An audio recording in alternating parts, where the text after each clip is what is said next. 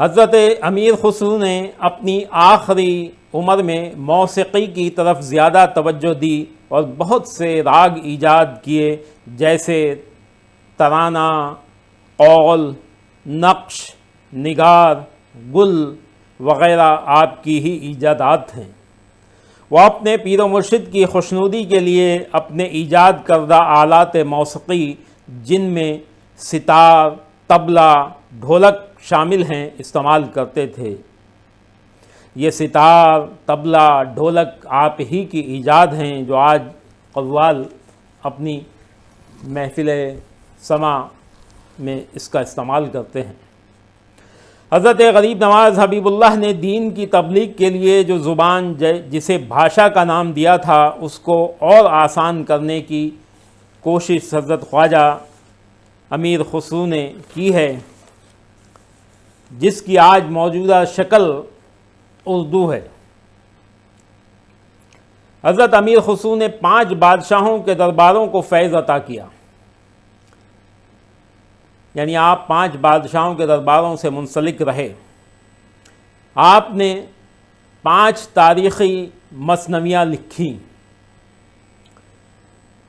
اور 5 دیوان مرتبط کیے، اور اخلاقی اور افسانوی مضامین کی 17,900 اشعار پر مشتمل 5 مثنویوں کا خمسہ مکمل کیا، اور نشر میں رسائل کے 5 دفتر یکجا کیے اور انہیں رسائل الاعجاز کا نام دیا۔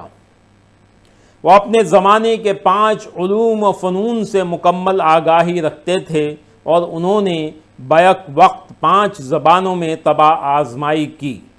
نہ صرف فارسی زبان میں کم و بیش 5 لاکھ اشعار کہے، بلکہ ہندی میں بھی بہت کچھ لکھا۔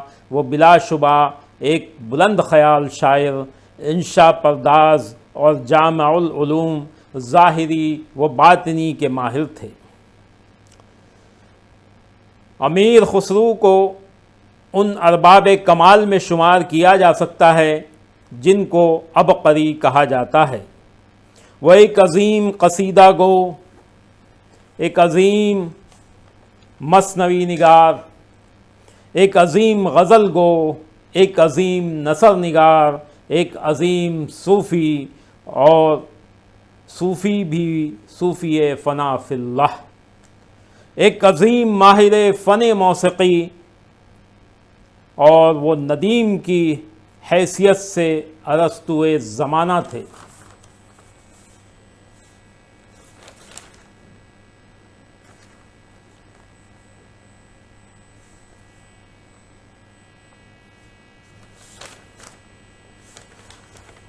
وہ عالم کی حیثیت سے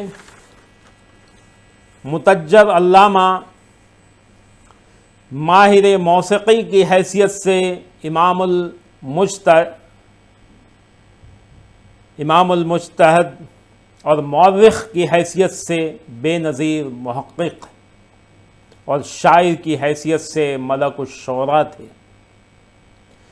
ان کی غزلوں میں سوز و گداز، عشق و محبت، عجز و نیاز، سادگی، بے تکلفی، شوخی، تصوف، ہم آہنگی، موسیقی، نزاکت اور تناسب جیسے عناصر کوٹ کوٹ کر بھرے ہوئے ہیں۔ ان کے کمال کا ہر دامن نہایت وسیع اور بیان میں نہایت دل پذیر ہے۔ انہوں نے تصوف کے اہم اور معرکۃ الآراء موضوع کو بڑی صفائی سے اور روانی سے بیان کیا ہے۔ شاعری میں ان کی قادر الکلامی اور احاطہ انضباط اور تحسین سے باہر ہے۔ وہ بحروں اور قافیوں کے بادشاہ تھے۔ ان کے بیان کی سلاست، زبان کی شوخی، الفاظ کی موزونیت و ندرت، بندش کی نفاست، خیالات کی ہمواری، عبارت کی روانی، مثالوں کی چاشنی، تمثیلوں کی برجستگی اور مواعظ و پند کی شیرینی ہر انسان کو اپنا دیوانہ بنا دیتی ہے۔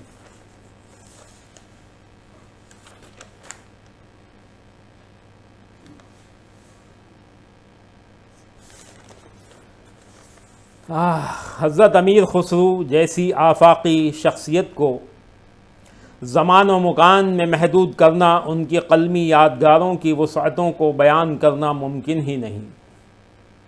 دنیائے ادب کی لافانی شخصیات، شعر و سخن کے امیر، بزرگ ترین جویائے حقیقت، فطرت شناس ہستی اور بنی نوع انسان کے معلم حضرت امیر خسرو کی شان میں کچھ الفاظ بیان کرنے کی میں نے یہ کوشش کی ہے۔ حضرت امیر خسرو اپنے شیخ کے وصال کے 6 ماہ بعد یاس و ہرما کی حالت میں 17 شوال 725 ہجری کو اس دار فانی سے کوچ کر گئے اور انہیں انہی کے شیخ کے بائیں چبوترے پر دفن کیا گیا۔ ان کا مزار اپنے شیخ کے پائیں مرجع و خلائق ہے۔ حضور حضرت خواجہ نظام الدین اولیاء آپ سے اتنی محبت فرماتے تھے کہ اگر شریعت اجازت دیتی تو میں اپنی قبر میں اپنے ساتھ تمہیں دفن کرنے کی وصیت کرتا۔ حضرت امیر خسرو کا عرس مبارک تمام ناظرین اور سامعین کو مبارک ہو۔ اللہ تعالیٰ ان کے صدقے ہمیں بھی علم کی دولت عطا فرمائے اور حضرت خواجہ نظام الدین رحمۃ اللہ علیہ کے صدقے ہمیں چشتیت پر قائم رکھے اور خدمت خلق کرنے کی توفیق عطا فرمائے۔